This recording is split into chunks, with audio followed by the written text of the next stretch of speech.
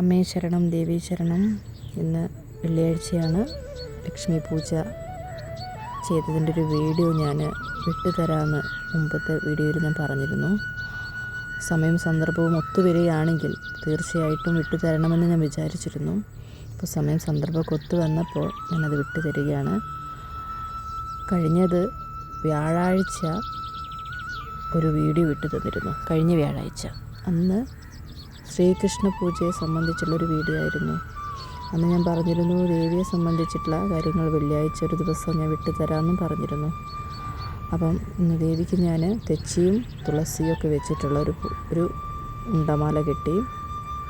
പിന്നെ മല്ലികപ്പൂ 2 കളർ ഉണ്ടായിരുന്നു, അത് ഞാൻ പിച്ചി വെച്ചിട്ട് ഒരു ചെറിയ മാലയും കെട്ടി. അലങ്കാരം കണ്ടപ്പോൾ എനിക്ക് വളരെ ഇഷ്ടപ്പെട്ടു. അമ്മേനൊക്കെ ഒന്ന് ഒരുക്കിച്ച് വന്നപ്പോൾ മൊത്തത്തിൽ നല്ലൊരു ഭംഗിയൊക്കെ തോന്നി. ഞാൻ പറയാറില്ലേ, കണ്ണെടുക്കാൻ തോന്നാത്തൊരു സൗന്ദര്യം നമുക്കതിലിങ്ങനെ നിറഞ്ഞു നിൽക്കും. പിന്നെ ശ്രീകൃഷ്ണന് ഉണ്ടമാല ഞാൻ കെട്ടി. ശ്രീകൃഷ്ണനെ എന്താ പറയുക, ആ ഒരു ഭംഗിക്ക് ശ്രീകൃഷ്ണനെ സംബന്ധിച്ച് ഉണ്ടമാല തന്നെയാണ് കൂടുതൽ ഭംഗി എനിക്ക് തോന്നാറുള്ളത്. അപ്പം ഞാൻ അതന്നെ കെട്ടി. പിന്നെയെന്ന് പറയുകയാണെങ്കിൽ നമ്മളെന്നും കത്തിച്ച് വെക്കുന്നതാണ് ലക്ഷ്മി വിളക്ക്. അത് രാവിലെ ആണെങ്കിലും വൈകുന്നേരം ആണെങ്കിലും ഒന്ന് കത്തിച്ച് വെക്കും. അപ്പോൾ സാധാ ഒരു ദിവസം പോലെയാണ് കടന്നു പോകുന്നതെങ്കിൽ ഒരു വിളക്കേ കത്തിക്കാറുള്ളൂ. വിശേഷപ്പെട്ട ദിവസങ്ങളിലെല്ലാം നമുക്ക് ഭംഗി കൂട്ടാൻ വേണ്ടിയിട്ട് ഒരു നിലവിളക്കും കൂടി കത്തിച്ച് വയ്ക്കാം. അതൊക്കെ നമുക്ക് ഭംഗി കൂട്ടാൻ വേണ്ടിയിട്ടാണ്. നമ്മുടെ മനസ്സിലേക്ക് കൂടുതലൊരു ആകർഷണം വരണം, അതിനും കൂടിയാണ് ഇതൊക്കെ ചെയ്യുന്നത്. അപ്പം നമ്മുടെ മനസ്സിന് വേണ്ടിയിട്ടാണ് ഇതെല്ലാം ചെയ്യുന്നതെന്ന് കൂടെ നിങ്ങൾ മനസ്സിലാക്കണം. അപ്പോൾ നിങ്ങൾക്ക് ഇതൊക്കെ കണ്ടിട്ട് അഭിപ്രായം കൂടി നിങ്ങൾ കമൻറ്റ് ബോക്സിൽ പറയണം, എത്രത്തോളം ഭംഗിയുണ്ടെന്ന്. കാരണം ഇതൊക്കെ ഞാൻ വീഡിയോ സമർപ്പിക്കുമ്പോൾ നിങ്ങളുടെ അഭിപ്രായത്തിന് കൂടി ഞാൻ പ്രാധാന്യം കൊടുക്കും. അർച്ചന ചെയ്യാനൊക്കെ ഏറ്റവും നല്ലത് നമ്മുടെ വീട്ടുമുറ്റത്തുള്ള തന്നെ തുളസി ഉണ്ടോ, തെച്ചിയോ അല്ലെങ്കിൽ ചെമ്പരത്തിപ്പൂവോ അങ്ങനെ എന്തെങ്കിലുമൊക്കെ വെച്ച് നമുക്ക് അർച്ചന ചെയ്യാം. ഏറ്റവും നല്ല റിസൾട്ട് കിട്ടുന്നതാണ് ചുവന്ന ചെമ്പരത്തിയും ചുവന്ന തെച്ചിപ്പൂവും.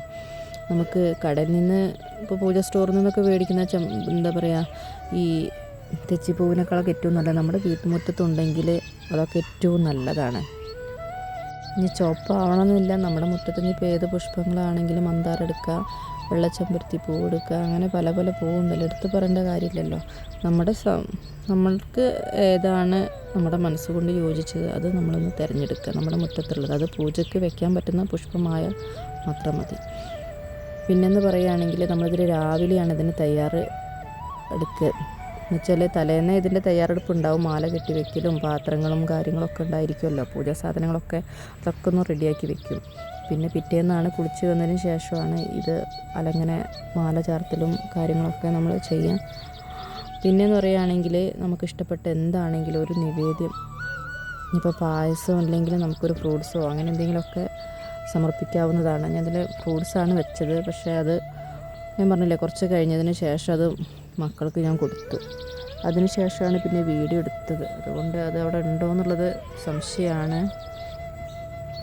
പിന്നെയെന്ന് പറയുകയാണെങ്കിൽ ലളിതാ സഹസ്രനാമം അല്ലെങ്കിൽ ദേവി മഹാത്മ്യം, അതുമല്ലെങ്കിൽ ദേവിയെ സംബന്ധിച്ച് ലക്ഷ്മി സഹസ്രനാമോ അല്ലെങ്കിൽ ഏതും അഷ്ടോത്തരോ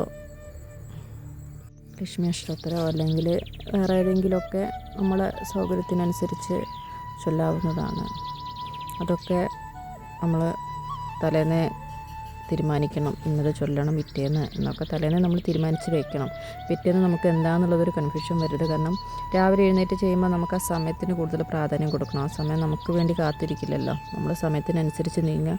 അപ്പോൾ അതിനനുസരിച്ച് തലേന്ന് നമ്മൾ അതിനൊക്കെ റെഡിയാകുക. പിന്നെ എന്ന് പറയുകയാണെങ്കിൽ പൂജയുടെ അവസാനത്ത് നമ്മൾ ശരിക്കും കർപ്പൂരം കത്തിച്ച് വെച്ച് നമ്മൾ മണി അടിച്ച് ചെയ്യുമ്പോൾ വല്ലാത്തൊരു ഫലമാണ്. അപ്പം പറ്റുമെങ്കിൽ ആരതി ഒഴിയാൻ കുറച്ച് കർപ്പൂരം ഉണ്ടായാൽ അത്രയും നല്ലതാണ്.